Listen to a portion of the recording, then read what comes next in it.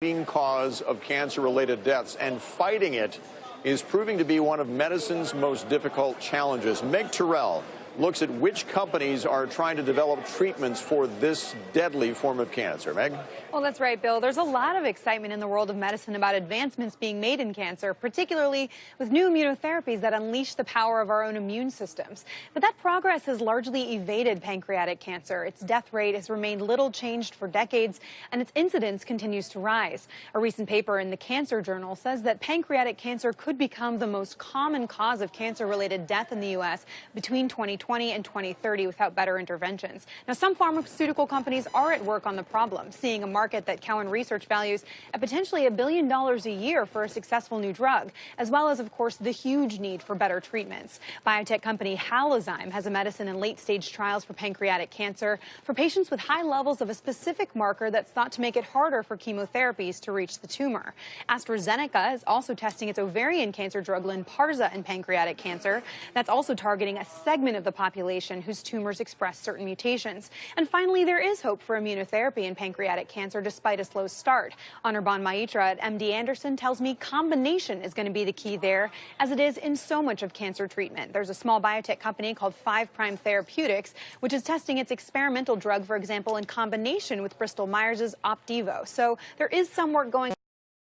Obviously, a lot more needed, you guys, to solve this problem. That's for sure. Meg, thank you. Meg Terrell. Our next guest is looking to make strides in the search for a cure for pancreatic cancer by founding the Suzanne Wright Foundation. He has a new proposal, in fact, encouraging early detection tests for the disease. We welcome back to the New York Stock Exchange our friend, former boss, Bob Wright, the former chairman of NBC Universal, man who brought those two companies together, and, of course, former vice chair at General Electric. And, you know, we lost Suzanne. I've lost track now. A year ago, 2 years ago? A year and a half ago. A year and a half ago. And your entrepreneurial spirit right away kicked in. You looked into it, and you found that there's not enough early detection going on for this deadly cancer. Well, there's not enough anything going on, really, despite Meg, who I really do respect, that some of these projects have been around for some period of time. And I'm not here to try to advance the science in one particular project, because it's not. The NIH does basic research, and hopefully they'll continue to do it well for another 100 years. But they don't go in treatment. They're not a treating agency. They're not an early intervention agency. They don't work on that. And so what I wanted to do is to create an HARPA. It's an advanced research projects agency.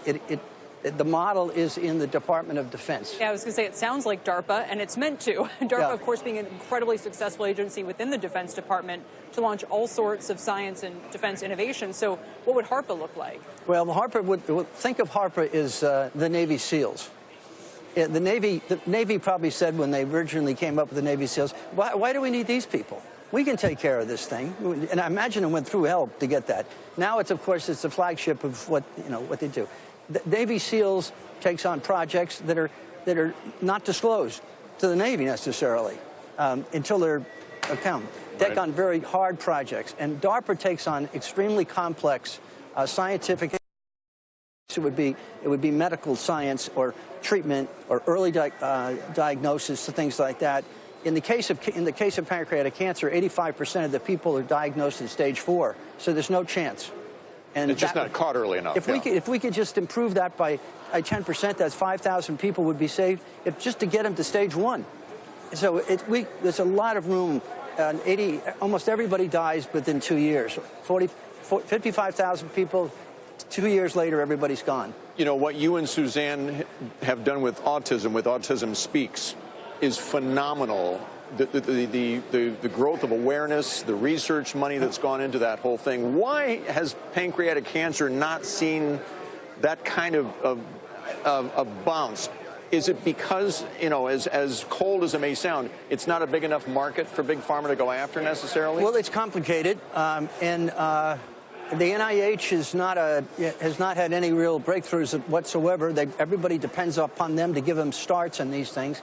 And the chemos everybody works on chemos to make them a little bit better, but these chemos are terrible. Yeah. I mean, they're terrible, and they only prolong.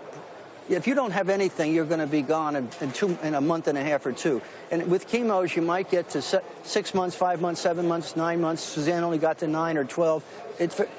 And so that's what they keep doing. The HARPA is pull people together, companies, others, individuals, and get a lot of money on it, put it in big projects, and put timelines on it, 2 years, 3 years. Let's go, start, go, fix it. The corporate tax bill that's being advanced right now, because it would bring back the corporate AMT, would end up discouraging the use of R&D credits, research and development credits, that a lot of major companies, I imagine, including the pharmaceuticals, rely on in order to employ scientists and pay them, the wages that are necessary for this kind of development. Is that a big problem as far as concerned, that would be potentially affected? I would guess that that's going to be addressed in this week, in some form or other, because it is a big issue, and it's a legitimate issue.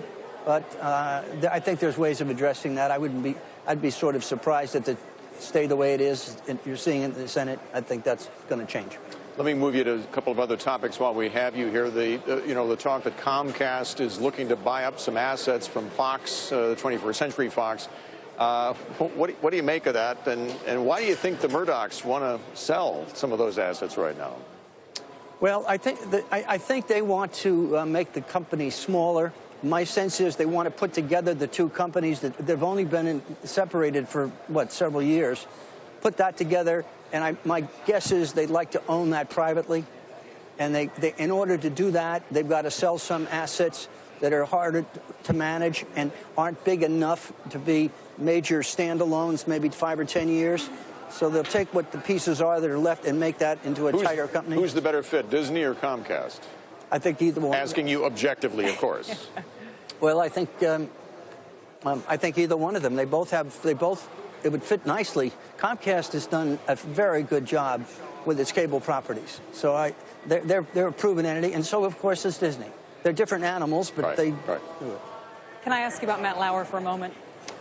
Sure. That's very sad. I knew Matt Lauer before he came to NBC. He came to Channel 4. Bill Bolster is actually the person who's responsible for Matt Lauer's success. He was the general manager of WNBC years ago and then became president of CNBC, a great friend of all of us. But he knew, he saw that Matt had a great ability to, he was an entertainment person, and he really had a great ability to deal with people. People loved him, and here we go.